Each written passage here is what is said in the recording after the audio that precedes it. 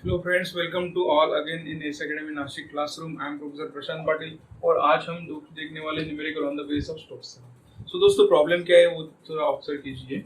Evaluate single integration of sin z dx minus cos x dy plus sin y dz where c is the boundary of rectangular lamina, x is 0 is less than equal to x is less than equal to pi, means ये x का limit है, और 0 is less than equal to y is less than equal to 1, और z is equal to 3 जो कि z को constant दिया है। ओके, सो ये है यहाँ पे given data. So find out क्या करना है दोस्तों, हम पहले लिख लेते हैं integration of sin z dx minus cos x dy plus sin y dz। सो दोस्तों, ये स्टोक्स थ्योरम का प्रॉब्लम है या नहीं ये पता ही नहीं, क्योंकि यहाँ पे स्टोक्स थ्योरम और कंडीशन भी नहीं दी है।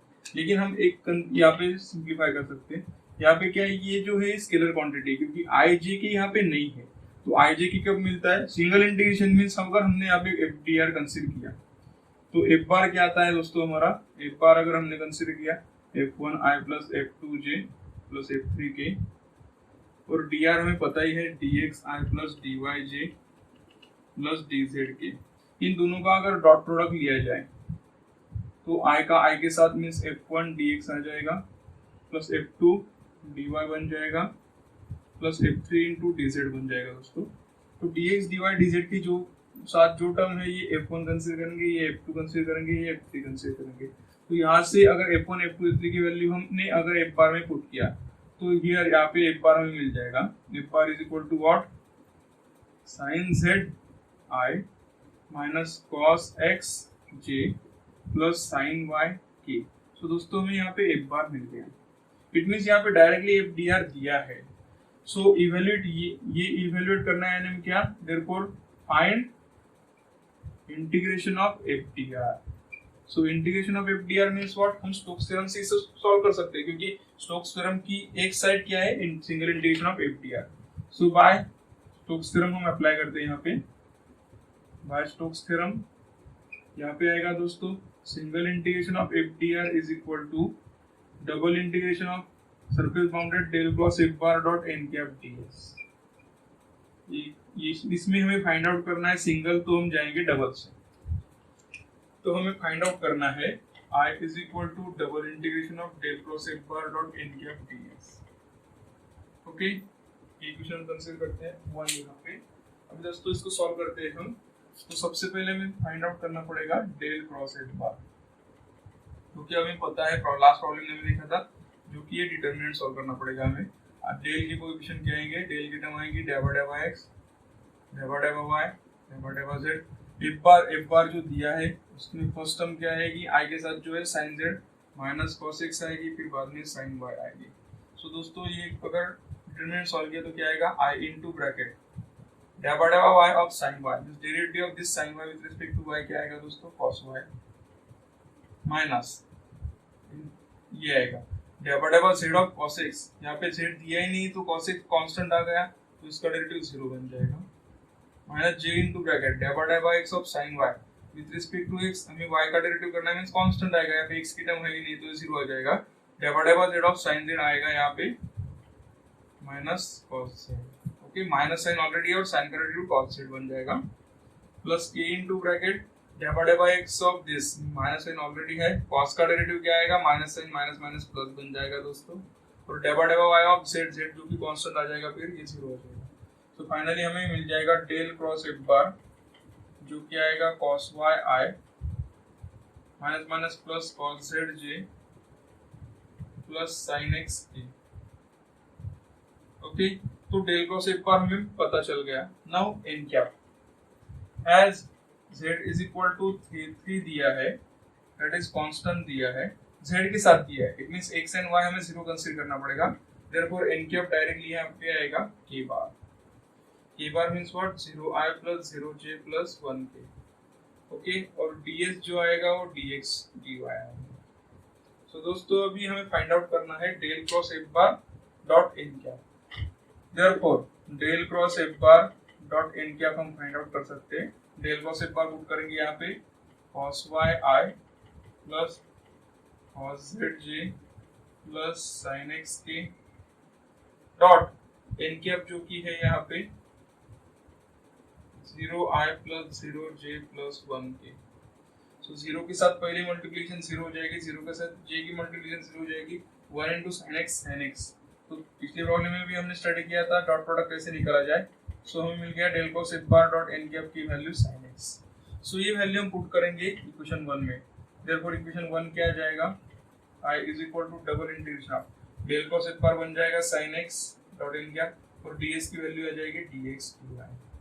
सो ये हम कंसीडर करते हैं इक्वेशन नंबर 8। सो दोस्तों इंटीग्रेशन तो मिल गया, डबल इंटीग्रेशन है, dx dy दो वेरिएबल है। तो अभी हमें फाइंड आउट करना पड़ेगा लिमिट्स। सो लिमिट्स कैसे फाइंड आउट करेंगे, तो लिमिट्स हमें दिया है यहाँ पे directly.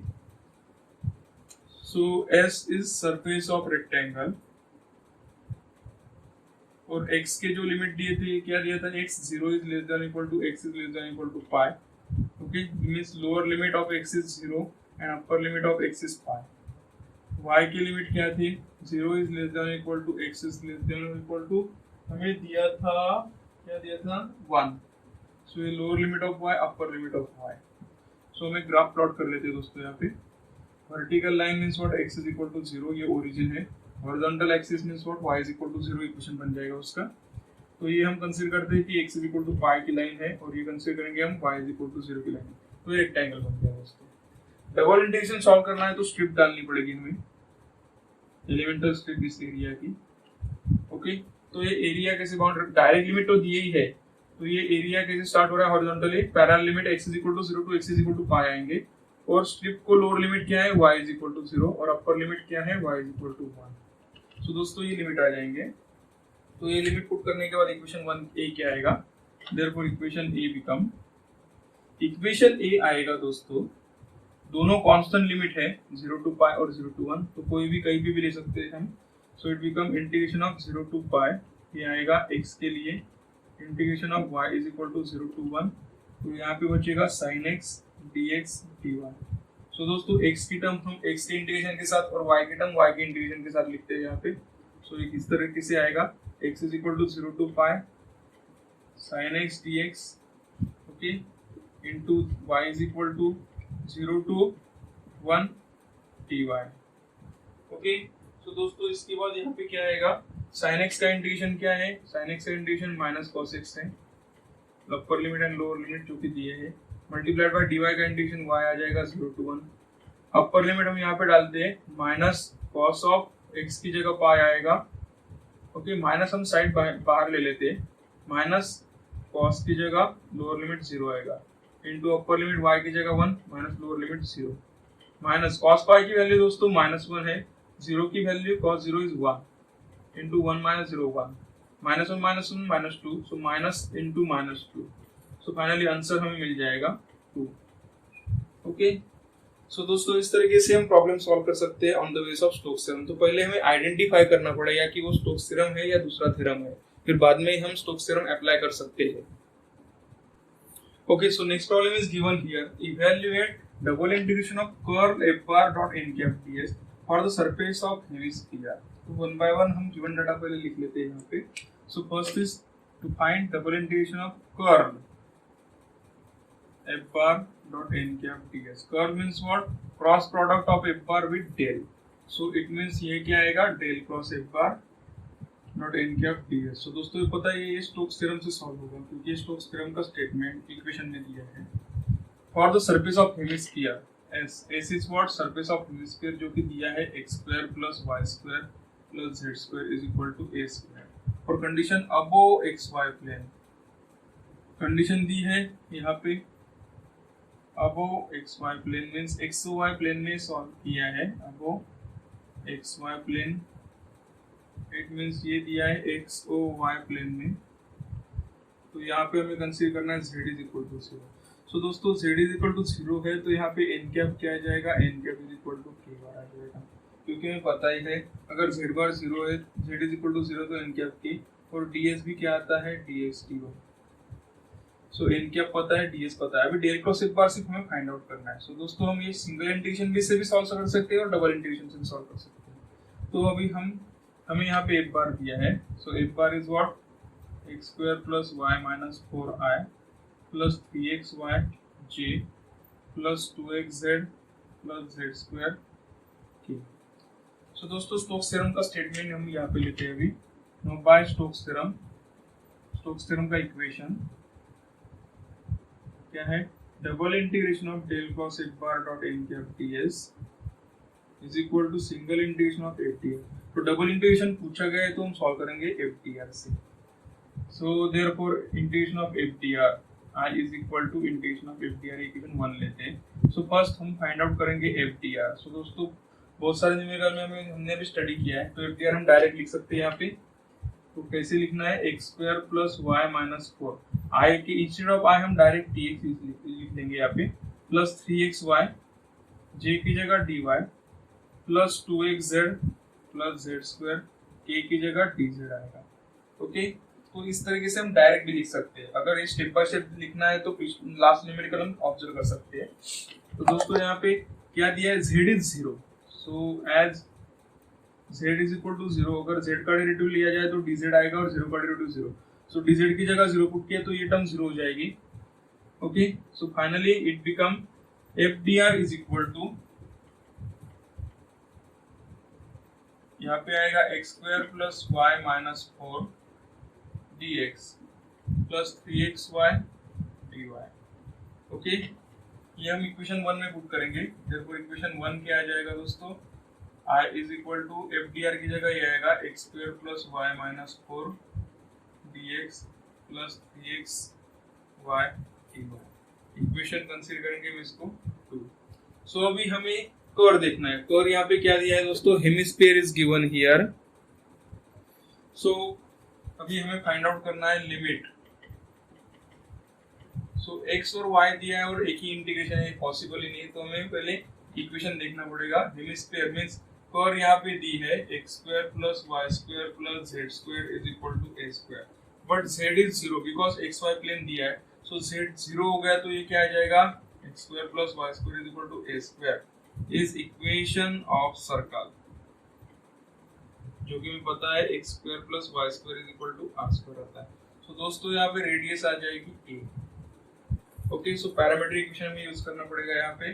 Put x is equal to R cos theta, y is equal to R sine theta.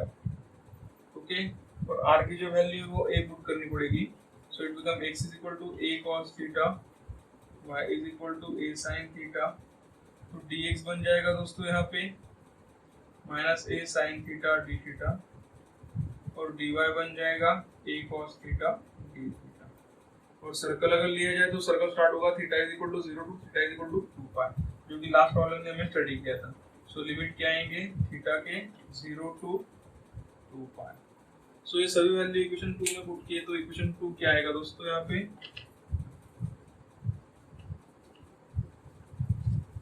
So here equation 1 become equation 2, sorry, I is equal to x square and the value of x is a cos theta. तो integration of theta is equal to 0 to 2 pi limit आ जाएगा।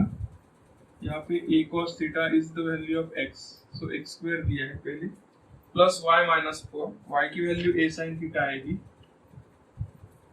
Minus 4 into dx, dx जो कि है minus a sin theta d theta,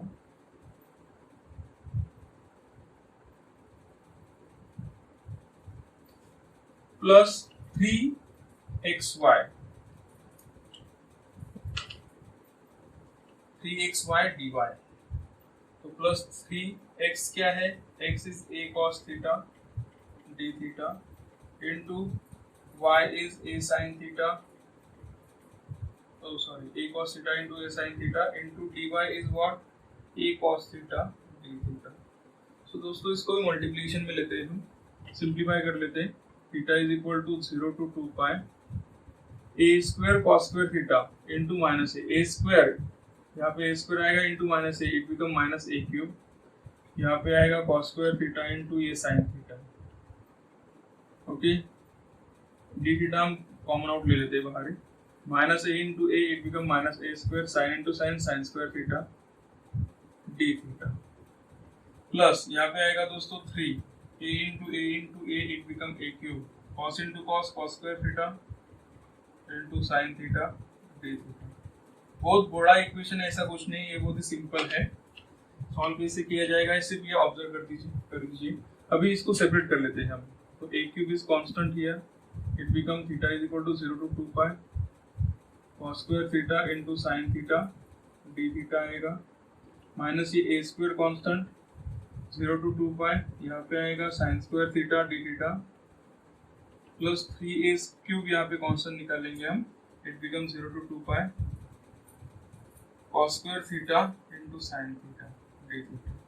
तो दोस्तों इसकी addition subtraction हो सकती है, लेकिन एक कंसेप्ट यहाँ पे बहुत इंपॉर्टेंट है जो कि हमें कंसीडर करना है। यहाँ पे इफ इंटीग्रेशन में लिमिट है theta is equal to 0 to 2 pi और sine theta into cos theta दिया है, ओके, तो पावर कुछ भी रहेगी उसकी, तो इसका आंसर कभी भी 0 ही आता है क्योंकि लिमिट 0 to 2 पाई रहेगा तब। सो ये 0 बन जाएगा, ये भी 0 बन जाएगा, okay. So I become what, minus a square 0 to 2 pi sine square theta d theta. So दोस्तों यहाँ पे अभी हम ट्रिग्नोमेट्री इक्वेशन भी यूज कर सकते हैं, तो रिडक्शन फार्मूला भी यूज कर सकते हैं। Trigonometric relation better way easy रहेगा। तो साइन है, साइन स्क्वायर थीटा का फार्मूला क्या रहता है, 1 minus cos of theta 2 theta upon, okay. So ये इक्वेशन जो है इक्वेशन में अप्लाई करना है। सो अभी वो प्रॉब्लम बहुत ही इजी हो गया है। So problem become what, minus a square integration of 0 to 2 pi, sine square की जगह ये वैल्यू पुट कर दीजिए, 1 minus cos of 2 theta upon 2 d theta, okay. So दोस्तों ये कैसे सॉल्व होगा यहाँ पे हम देख लेते हैं अभी। 1/2 हम बाहर ले लेते हैं, सो it become minus a square upon 2, 1 का इंटीग्रेशन क्या आएगा यहाँ पे theta, minus cos of 2 theta का इंटीग्रेशन क्या आएगा साइन ऑफ 2 थीटा, और 2 थीटा का डेरिवेटिव क्या आएगा 2, जो कि डिनोमिनेटर में आएगा, and limit become 0 to 2 pi. So यहाँ पे आएगा minus a square upon 2, upper limit is 2 pi, minus sine of 2 2 जा 4 pi upon 2, minus lower limit अगर पुट किया जाए तो थीटा की जगह 0, minus sine of 0 upon 2, okay. So sine of n pi, sine of यहाँ पे 1 2 3 4 जो नेचुरल नंबर रहेंगे, अगर नेचुरल नंबर यहाँ पे होगा तो ये 0 ही आता है, साइन 0 भी 0 ही आता है।